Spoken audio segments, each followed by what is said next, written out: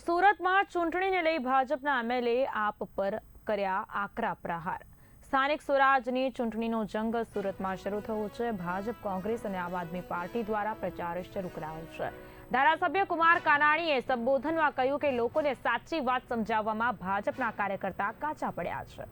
Ward number 4 મધ્યસ્થ કાર્યાલય ખાતે એમએલએ કુમાર કાનાણીએ કાર્યકર્તાઓને સંબોધન કર્યું। વરાછા વિધાનસભાના ધારાસભ્ય કુમાર કાનાણીએ કાર્યકર્તાઓને કહ્યું કે આપણે લોકોને સાચી વાત સમજાવવામાં કાચા પડ્યા।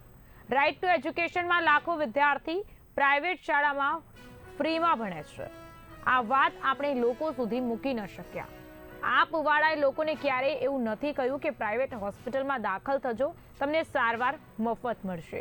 એ લોકોને ગેરમાર્ગે દોરવામાં સફળ થયા અને આપણે લોકોને સમજાવવામાં અસફળ થયા। 5 વર્ષ સુધી રેશનિંગ કૌભાંડ કરનારા ચૂંટણી આવતા જ હવે સુંદરકાંડ કરે છે। આ વાત લોકોને આપણે કહેવી પડશે તેવું કુમાર કાનાણીએ જણાવ્યું છે। જી કાકા, વોર્ડના ઉદ્ઘાટન દરમિયાન આપ પર પ્રહાર કર્યા છે અને કાર્યકરોને જાગૃતિ લાવવાનો પ્રયાસ કર્યો છે, શું છે? ચૂંટણી આવી રહી છે, પ્રચાર શરૂ થયો છે, એટલા માટે વિપક્ષોને ખાસ કરીને જે રીતે જૂઠાણું ચલાવે છે, જે ખોટું બોલે છે અને ખોટું બોલીને જૂઠાણું ફેલાવીને લોકોને ગેરમાર્ગે દોરવાનો જે પ્રયાસો થાય છે એની સામે આપણે સજાગ રહેવું જોઈએ।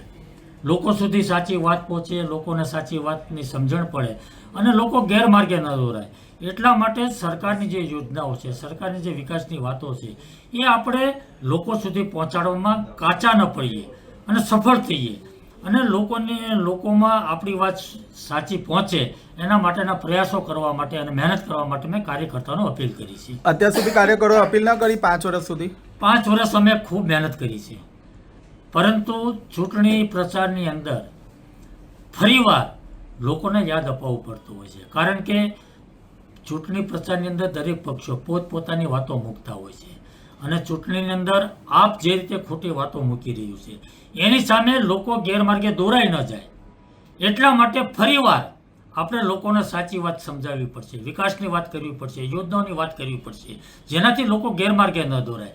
અને એટલા માટે ચૂંટણી પ્રચારની અંદર હકીકતમાં આપણે સાચી વાત મૂકીને લોકો ખોટી વાતોમાં ન આવી જાય। ચૂંટણી પ્રચાર બધા જ પક્ષો કરતા હોય છે, પણ કોઈના ખોટી વાતમાં દોરવાઈ ન જાય, કોઈની ખોટી વાતમાં આવી ન જાય, એટલા માટે આપણે સાચી વાત લોકો સુધી પહોંચાડવી જોઈએ, એના માટે મહેનત કરવી પડે। સુંદરકાંડ અને હપ્તાની વાતો કરી છે। 5 વર્ષ સુધી આપણે સૌ વરાછાની જનતા જાણે છે કે આપના કોર્પોરેટર અડધા અત્યારે ક્યાં છે એ પણ આપણને બધાને ખબર છે અને જે લોકો આપના કોર્પોરેટર હતા એણે કેટલા ભ્રષ્ટાચાર કર્યા છે। સસ્તા અનાજની દુકાન હોય કે બાંધકામોની વાતો હોય કે જ્યાં પણ બાંધકામો થતા હોય ત્યાં કેવા હપ્તાઓ લીધા છે, અનેક ભ્રષ્ટાચારના કાંડ કર્યા છે અને ચૂંટણી આવે એટલે સુંદર કાંડ કરે છે। આ વાત લોકોને આપણે કરવી પડશે।